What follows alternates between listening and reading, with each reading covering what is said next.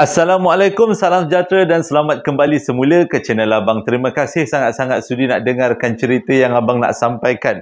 Masih lagi ada dalam bulan Ramadan. Jadi Abang ucapkan selamat menyambut Ramadan. Bukan menyambut lagi dah. Selamat menjalani ibadah puasa di bulan Ramadan. Itu lagi sesuai.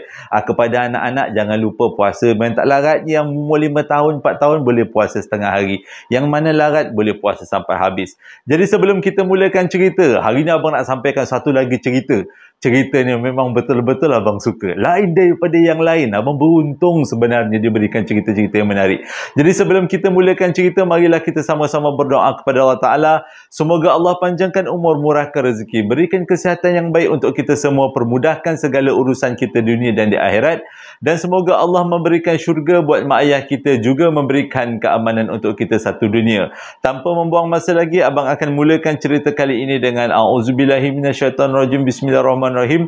Allahumma sholli ala sayyidina Muhammad wa ala ali sayyidina Muhammad.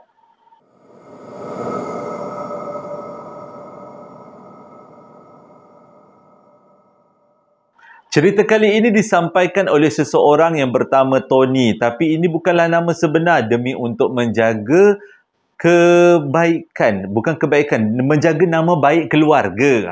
Okey. Ceritanya berlaku dekat Sarawak. Tony pada waktu tu, keluarga ni, sebelum Tony lahir ni, keluarga mereka tinggal dekat satu rumah panjang. Ukhuwah di antara ahli rumah panjang tu memang kuat. Disebabkan tu mereka terpaksa, bukanlah terpaksa tapi lebih kepada mematuhi adat dan pantang larang. Walaupun kebanyakan daripada ahli di rumah panjang tu sudah pun beragama Kristian. Maksudnya mereka mempunyai pegangan agama yang sangat kuat dan taat. Tapi tetap juga mereka perlu mematuhi satu peraturan, iaitu sentiasa harus berdoa supaya tidak ada yang melahirkan anak lelaki. Sebab keluarga tu memang tidak boleh melahirkan anak lelaki. Kalau anak lelaki lahir, sama ada keluarga tu akan mendapat ketidakberuntungan ataupun keluarga tu akan mendapat kecelakaan. Dan yang selalu terjadi adalah bila anak lelaki yang lahir, pasti anak yang lelaki lahir tu akan meninggal dunia. Jadi itu boleh dianggap sebagai satu sumpahan ataupun peraturan yang perlu diikuti oleh semua ahli keluarga rumah panjang tu. Boleh dikatakan dalam rumah panjang tu setiap daripadanya ada kaitan keluarga. Jadi boleh dikatakan satu rumah panjang tu memang tak boleh dilahirkan anak lelaki. Nak jadi cerita, mak kepada Tony pada satu hari tu ingin sangat nak ada anak lelaki. Jadi dia berdoalah dengan cara Kristian. Dia berdoa kepada Tuhan semoga dia diberikan kurnia untuk mendapat anak lelaki. Doa punya doa, akhirnya dapatlah si ibu ni tadi mengandung. Dan selepas mengandung, bila cek dekat hospital, lupa abang nak beritahu, dia orang ni duduk dekat daerah Kapit. Jadi nak pergi ke hospital pun agak jauh juga perjalanannya. Bila sampai dekat hospital, cek dekat hospital, mereka sekeluarga sangat bersyukur kerana dalam kandungan si ibu adalah anak lelaki. Jadi mungkin sumpahan tu hanya berlaku pada zaman-zaman dahulu, bukan zaman sekarang. Tapi malangnya selepas dilahirkan, anak yang lahir tu meninggal dunia. Jadi sedihlah si ibu. Walaupun sedih macam mana, dia tetap berdoa sebab dia yakin mengikut kepercayaan yang agama yang dianuti, iaitu agama Kristian. Yang penting berdoa. Walaupun apa pun pantang larang ke apa, yang penting kalau Tuhan nak bagi, dia akan bagi. Begitu juga dengan agama-agama lain, termasuk agama Islam. Kita mempunyai senjata iaitu doa yang sangat ampuh. Kita berdoa kepada Allah Ta'ala. Jadi walaupun pada waktu tu si ibu ni tadi kehilangan seorang anak lelaki yang mana lahir terus-terus tak ada nyawa, tapi dia tetap juga tak putus doa.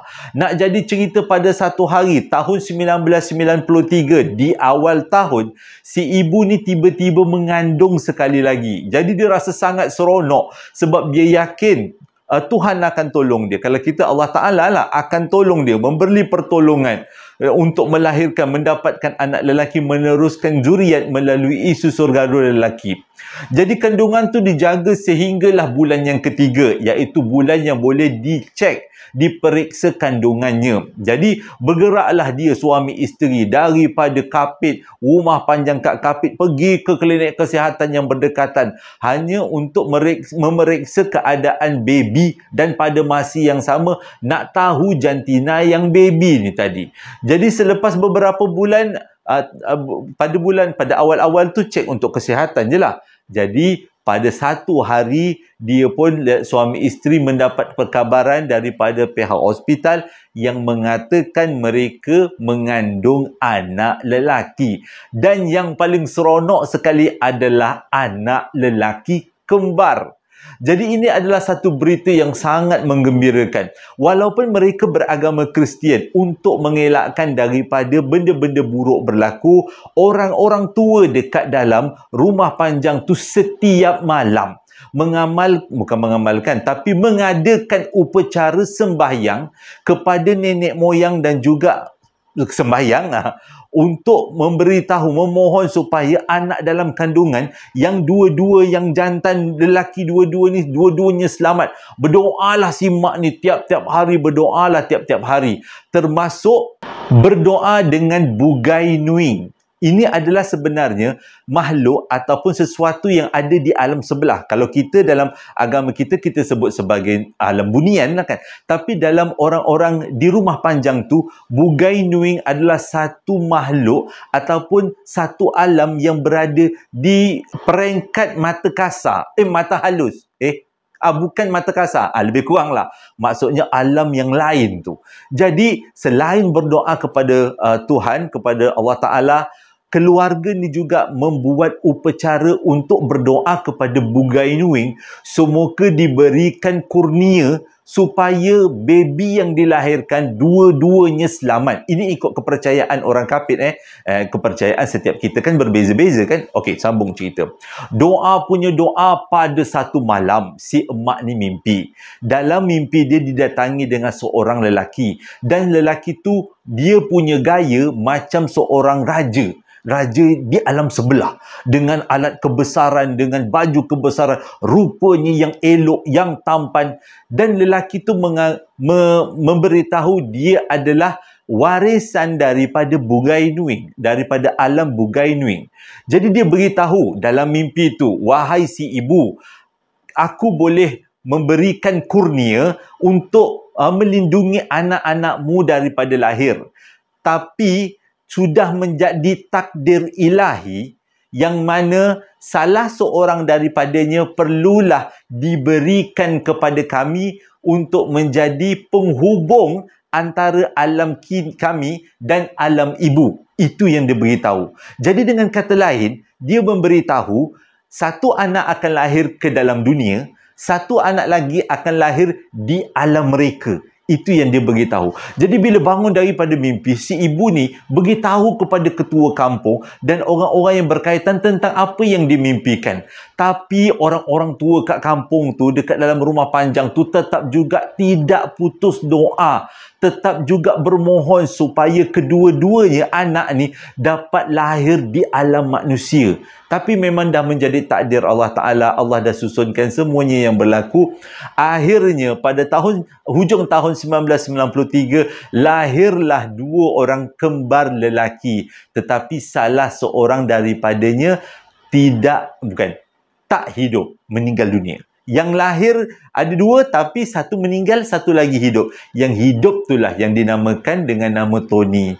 Jadi fahamlah apa yang dimimpikan oleh si ibu benar-benar terjadi di alam nyata. Satu anak lahir di alam manusia, satu anak lagi lahirnya dalam mata kasar sudah meninggal, tapi dipercayai sukma atau rohnya berada di alam bugai nuing bersama-sama dengan bugai nuing. Dan sewaktu kelahiran Tony, ada beberapa perkara pelik berlaku, iaitu sewaktu si ibu ni tadi nak melahirkan anak, dalam keadaan yang sakit-sakit ni, macam nak gila sakit nak lahirkan anak kembar ni. Bukan main-main tau lahirkan anak kembar. walaupun abang tak pernah beranak, tapi abang ada adik perempuan yang melahirkan anak kembar. Dia punya susah tu Allah Ta'ala je yang tahu. Pada waktu tengah-tengah sakit tu, mereka ni bercadang nak bawa si ibu ni ke hospital Kapit. Tapi nak pergi ke hospital daripada Rumah Panjang tu bukan kecil-kecil alam. Dia kena naik perahu, lepas tu kena melalui perjalanan yang panjang dan sampai dekat hospital. Walaupun macam tu si ayah tetap juga bertegas, anaknya perlu dilahirkan dekat hospital kerana sudah cukup dengan dia punya teknologi dan bantuan perubatan. Bila sampai dekat hospital, maknya yang tadi tengah sakit-sakit nak beranak, hilang dia punya sakit. Tak tahulah mana pergi sakit tu. Balik semula ke Rumah Panjang dekat Kapit tu. Bila sampai dekat rumah, baru duduk 2-3 jam. Tiba-tiba si ibu ni sakit balik. Takkan nak pergi balik ke hospital? Memang tak lah nak bawa naik. Waktu tu pula malam, nak naik perahu ni, gigih lah semuanya. Jadi ketua Rumah Panjang tu buat keputusan anak tu akan dilahirkan di Rumah Panjang ini. Dan kerana anak ni ada terkait dengan mimpi yang mak dia alami, iaitu Bugai Nuing tadi. Jadi mak ni pun dengan kudrat yang ada, cuba kumpulkan semangat untuk melahirkan 2 orang anak kembarnya, yang mana satunya hidup dan satunya meninggal dunia yang abang ceritakan tadi. Tapi sewaktu mak dia nak melahirkan di waktu malam pada waktu tu, keliling Rumah Panjang diorang diganggu ataupun dihadiri dengan sesuatu yang tak nampak dengan mata kasar. Mula-mula dimulakan dengan bunyi orang yang sangat riuh di sekitar Rumah Panjang. Bila disuluh nak tengok siapa yang riuh-riuh tu, tak ada orang pun nampak. Dengar suara tapi tak ada orangnya. Jadi orang dekat dalam Rumah Panjang ni teruskan berdoa supaya ibu yang sedang bersalin ni berjaya bersalin dengan jayanya. Selepas suara orang yang ramai dekat keliling Rumah Panjang tu tiba-tiba disusuli pula dengan bunyi gong. Dan gong tu bukan bunyi sekali, dong, dong, dong, keliling Rumah Panjang tu. Walaupun yang si ibu ni sebenarnya dia tak ingat ada bunyi gong, orang dah tengah nak meneran dengan sakit. Yang dengar ni semua ahli Rumah Panjang tu. Bunyi gong tu berkedengaran di sekitar Rumah Panjang, memang cukup bingit. Selepas beberapa ketika bunyi gong tu berbunyi, diikuti pula dengan bunyi, abang nak cakap macam mana? Orang Sarawak, Rumah Panjang, dia ada baju kebudayaan.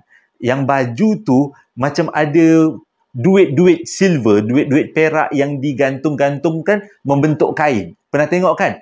Okey, jadi selepas bunyi gong tu berkumandang dengan kuatnya di keliling Rumah Panjang tu, kali ini bunyi kain tu pula berlaga-laga. Bunyi macam ada orang berjalan dengan menggunakan pakaian tradisional Rumah Panjang mereka. Bunyi macam duit sedang berlaga-laga. Bunyi macam tu. Jadi fahamlah ketua Rumah Panjang tu, kelahiran Tony dan abang dia telah menarik perhatian sesuatu daripada alam sebelah. Tapi nak buat macam mana? Dah itu takdirnya. Dan selepas mereka dilahirkan, abang Tony meninggal dunia, lahir dalam keadaan tak bernyawa, dan Tony lahir dalam keadaan yang sihat.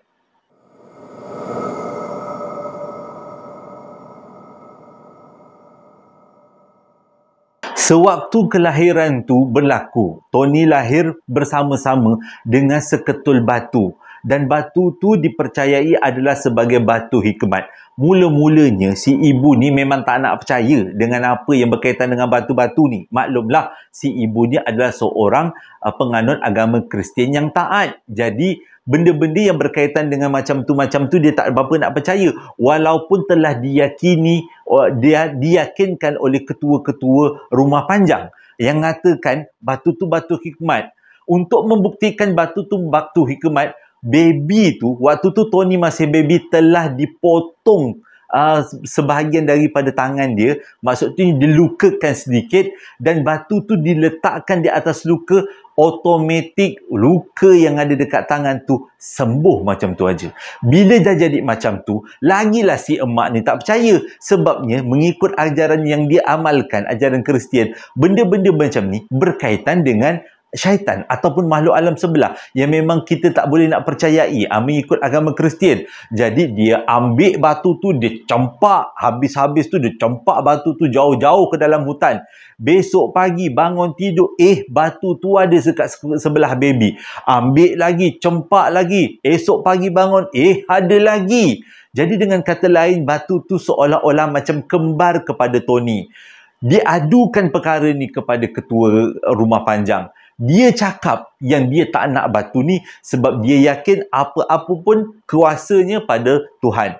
Tapi disebabkan si ibu ni tadi berkeras untuk membuang batu tu, ketua rumah panjang menyarankan diadakan satu upacara untuk membuang batu tu, memutuskan secara adat. Putuskan hubungan tapi secara adat. Jadi pada malam yang ditetapkan, mereka pun buatlah upacara membuang batu tu, putus darah secara adat. Dan selepas upacara tu tidak ada lagi kejadian-kejadian balik semula batu tu ke sisi Tony. Dan Tony pun membesar macam biasa. Sepanjang Tony membesar, dia tidak pernah diberitahu yang dia mempunyai abang kembar.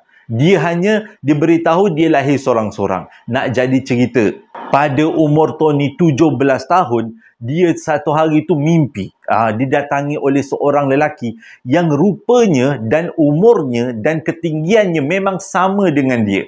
Dalam mimpi tu dia beritahu yang dia adalah abang kepada Tony. Tony dah blur. Selama ni memang mak dia tak pernah beritahu yang dia ada abang. Jadi bila pasok paginya, dia pun bangun tidur, tertanya dengan mak dia, "Mak, saya ni ada abang ke?" Barulah mak dia bongkar rahsia. Sebenarnya Tony lahir bersama dengan seorang kembar. Dan mak dia juga cerita tentang Bugai Nuing. Tentang bagaimana Bugai Nuing mengambil abangnya untuk hidup di alam sebelah. Jadi selepas dengar cerita tu, barulah Tony faham yang hadir dalam mimpi dia pada waktu tu adalah abang dia. Sejak daripada tu, kalau dia mengalami susah hati atau dia mengalami kehilangan barang ke ataupun apa-apalah keadaan yang membuatkan dia tak berasa aman, dia akan didatangi oleh abang dia. Yang dia tahu itu adalah abang dia, dan abang dia sendiri mengaku itu adalah abangnya yang hadir daripada alam sebelah. Pada umur Tony 22 tahun, pada waktu tu dia dah memang seronok nak kahwin, nak cari girlfriend. Akhirnya jumpalah dengan seorang girlfriend yang mulus dia punya kulit dia. Orang-orang sana kan memang cantik-cantik kan, orang Borneo kan. Macam tak tahu nak pilih yang mana. Itu kalau abang. Jadi abang belum pernah bercinta dengan Sarawak lagi atau Sabah? Belum lagi. Selalunya orang Semenanjung je lah. Iklan. Okey, jadi dia kata dia pernah berkenalan dengan seorang budak perempuan. Dalam mimpinya, dia berkenalan dia memang sangat baik lah. Tapi pada satu hari itu dia mimpi abang dia datang. Abang dia cakap, "Abang tak berkenan lah dengan makwa kau tu. Abang rasa dia tu macam tak sesuai dengan kau. Lagipun hatinya busuk," dia kata. Jadi bila dia sedar daripada tidur tu, dia macam terfikir-fikir lah, betul ke apa yang dia mimpi ni? Ke abang dia sengaja nak bergurau senda? Dia ceritalah benda ni pada mak dia. Mak dia kata mak dia pun tak tahu sebab mak dia tak pernah membesarkan abang dia. Jadi anggap je lah tu sebagai mainan tidur. Lama kelamaan cintan-cintun dia dah, Tony dia memang dah jatuh hati, memang dah nak kahwin lah sangat-sangat. Pada hari dia nak beritahu dekat makwa dia ni nak kahwin, tiba-tiba makwa dia cakap dia tak berkenan sebenarnya dengan Tony. Dia anggap Tony ni macam seperti kawan dia aja. Hancur luluh hati Tony pada waktu tu. Dia rasa macam nak meraung aja. Malam tu dia mimpi abang dia sekali lagi. Abang dia datang, "Kan aku dah cakap, kau memang tak sesuai dengan perempuan tu, kau degil." Dia macam berborak-borak tau. Dalam mimpi tu dia macam berborak-borak. Jadi Tony cakap lah, "Yelah abang, sedih lah dia dah putuskan." "Betul kata abang lah." Abang dia kata, "Abang dah kata kau degil, dia tu hatinya tak bersih sangat, hatinya busuk. Tapi," dia kata, "apa yang abang nampak pada kau ni, kau akan berjumpa dengan seorang perempuan," dia kata. "Dan perempuan tu bernama Siti." Jadi bila sedar daripada mimpi, termenung sekejap Tony. Siti? Dia kata, dalam mimpi tu abang dia kata kau akan kahwin dengan seseorang yang bernama Siti dan orang tu akan menjadi isteri kau kekal sampai ketua. Dia kata macam tu.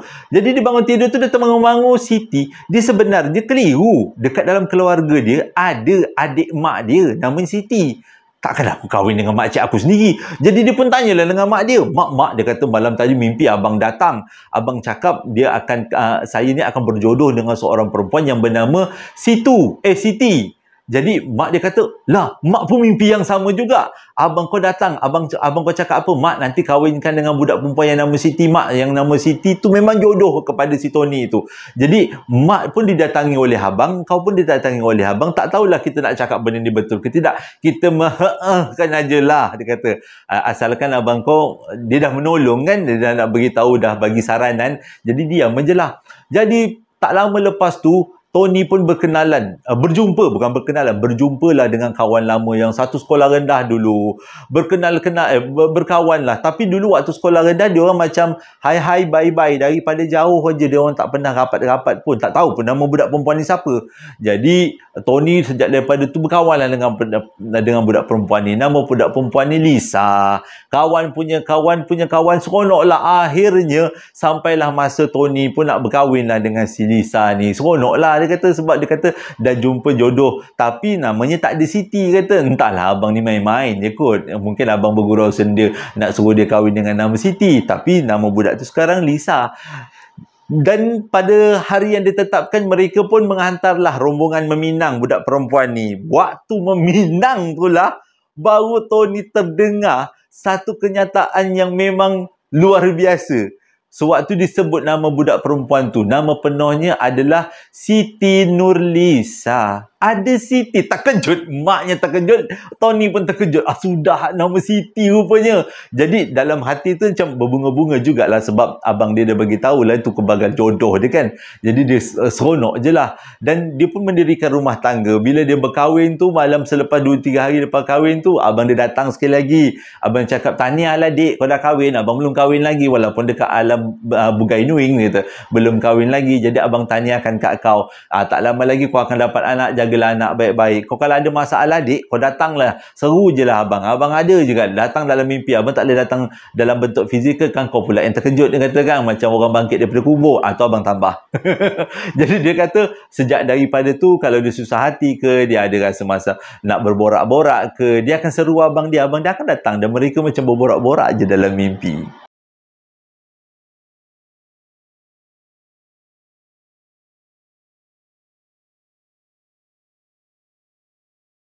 Cerita ni menarik kan? Abang suka. Walaupun cerita ni bukanlah cerita seram hantu, tapi berkenaan dengan alam yang kita tak tahu daripada alam sebelah kan. Jadi abang harap ceritanya dapatlah menghiburkan. Jadi sebelum abang tamatkan cerita, ada beberapa ucapan nak abang sampaikan.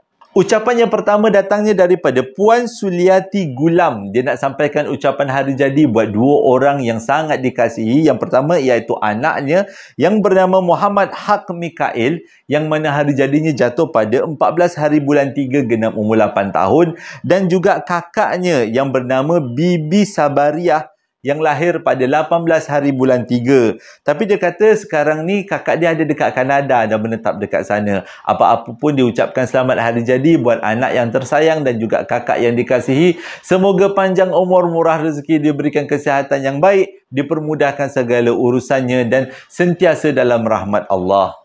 Ucapan yang kedua datangnya daripada Desa Uza. Dia nak sampaikan ucapan hari jadi buat Ahmad Zuhair Ammar Ahmad Faizul, yang mana hari jadinya jatuh pada 14 hari bulan 3. Abang rasa ini adalah nama anak dia sebenarnya, Ahmad Zuhair. Jadi dengan ucapan selamat hari jadi buat Ahmad Zuhair, semoga dipanjangkan umur, dimurahkan rezeki, diberikan kesihatan yang baik, dipermudahkan segala urusan, juga diberikan masa depan yang cukup cemerlang.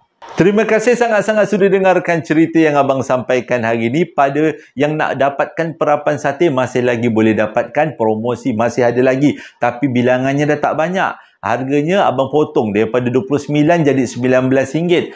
Itu promosi yang abang buat untuk perapan sate. Boleh dapatkan, tekan beg kuning dan juga link Shopee yang abang sediakan kat bawah.